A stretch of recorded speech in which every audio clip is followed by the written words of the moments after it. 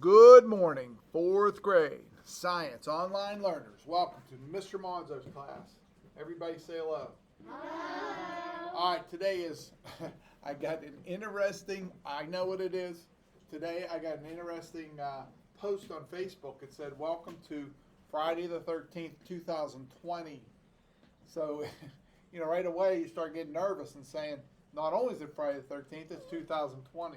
The last time it was Friday the 13th was the last day of school in March, and then we took a long break and did some online learning. But, guys, this is the way I want you to believe. That's a superstition, okay? And it's something you should put your hands down. It's something you should put your hands down and listen. Something you should think is funny and be entertained by. But every morning when you get up, you have to seize the day, and you have to say, I don't care what the date is.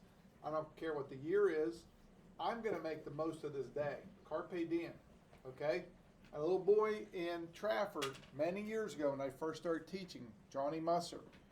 Johnny loved NASCAR racing, and his favorite driver drove the car 13. I forget who it was at the time. That became his favorite number. He said, Mr. Monzo, that brings me good luck, not bad luck. So anytime I start to feel like I'm going to have bad luck for some superstition, I think of Johnny Musser. And I'm like, this is all in my head. Put your hands down. We can have a good day any day, guys. You have to wake up with that attitude every day.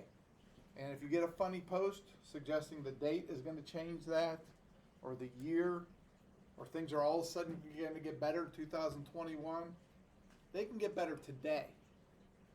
And even if you had a bad start for the day, you can turn all that around and have a good afternoon or a good evening. Some people are yelling Jumanji. It must be because something happened in that movie on Friday the 13th. It's all just entertainment, guys.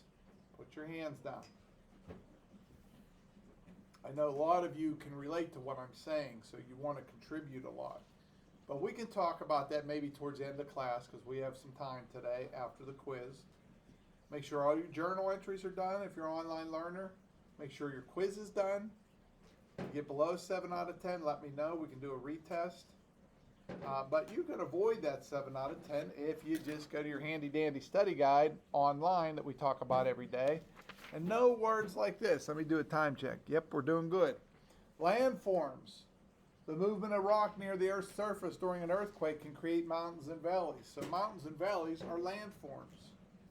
A fault, the crust of the Earth usually moves along a crack in the Earth's crust, which is called a fault. And I just noticed something, guys. There's some spelling errors on this study guide, and it's because I made it in Microsoft Word, and then when I converted it to Google Classroom, I don't understand it. Sometimes the letters get distorted or they disappear. But there's only one or two misspelled words. Just go with it. Like the word witch, spelled W-I-C-H. It should be W-H-I-C-H. Lava, when volcano erupts, molten rock reaches the Earth's surface. Landslide, that's not just a song by Fleetwood Mac. Loose rock and soil can travel down a steep slope during a landslide. Volcano, an opening in the Earth's crust where hot ash, gases, and molten rock escape deep inside the Earth. Magma is lava that's just underground. Molten rock under the Earth's surface. Earthquake, the sudden movement of Earth's crust, and mudslide, when loose rock and soil are soaked and it washes down the hill, it's called a mudslide. Sounds like fun. I particularly wouldn't want to be part of that because it sounds messy too. A volcanic eruption changes the surrounding landscape. It's going to wipe out trees. Things are going to catch on fire. Usually the animals know, get out. They can feel something in the earth. They know something's going on. They get out of the way, most of them. What? Yeah, animals can tell. If you're ever out in nature and you see an animal acting different, there's a problem. Oh. It could be something like the animal has rabies, and you hope not. You want to stay away from it for that reason. Rabies. But if you see an animal and they look scared or something different about their behavior, they can sense things that we can't. So I would be a little suspicious if you have an animal and they're acting differently. Animals. Yep, they might be sensing a volcano or an earthquake. Very rare, but it happens. And very rare around here. Earthquakes can create landforms like mountains. The amount of pressure that builds up can make an earthquake stronger or weaker. Earthquakes can be caused when sections of the Earth's crust move. Magma can come through cracks in a mountain or volcano. So magma doesn't always shoot through the top. Sometimes it can seep out the cracks in a mountain. Don't walk up and touch it. You'll probably lose your fingers. That's how hot it is. Molten rock, hot ash, and gas can escape an opening at the top of a volcano, and lava can be a part of the land after it hardens. So these are all facts from our lesson, guys. And you might say to yourself, "What?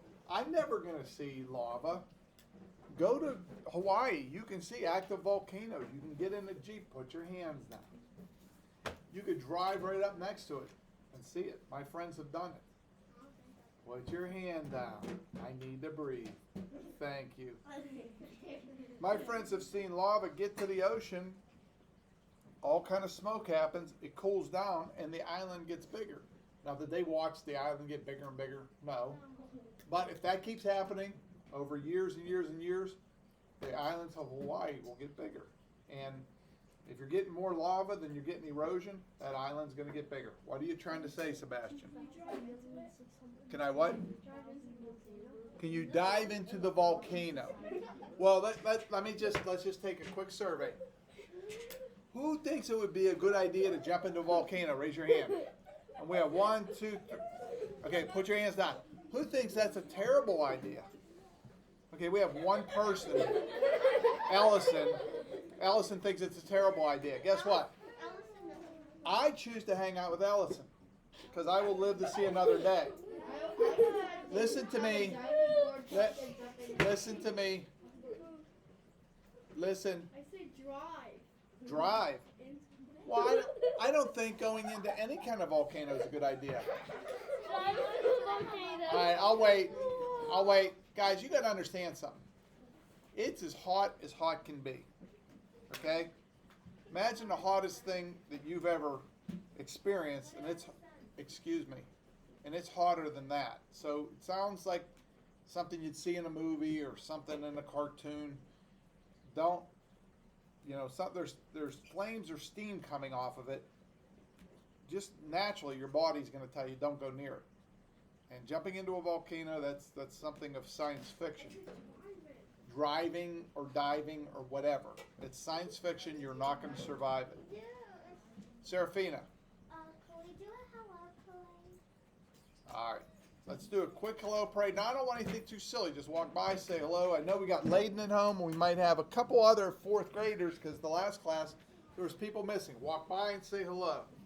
Go ahead, guys. Hello parade. Hi, Tamale.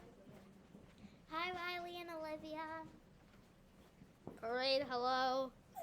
Hi. Hello and everybody in the universe. Hi, Riley. Hope you feel better. Hi. Hi, Riley. Hi, Layden. Hi, Riley. Hope you feel better. Hi, Caleb and Parade, hello 2.0. Hi, Riley. Hello. All right. Parade, hello 3.0. A couple of us went more than once, but we did, hands down, listen up. We did mention a few names that I forgot to mention. So everybody that's home, we have quite a few people home today. We hope you're feeling better. And online learners that are normally home, we look forward to seeing you back in school someday. We do miss you, and we think about you every day. And Caleb, say hello to your sister, Felicity. She has the fanciest name ever. Yeah. We have 4 seconds to get to 9 minutes. Everybody say goodbye. Goodbye!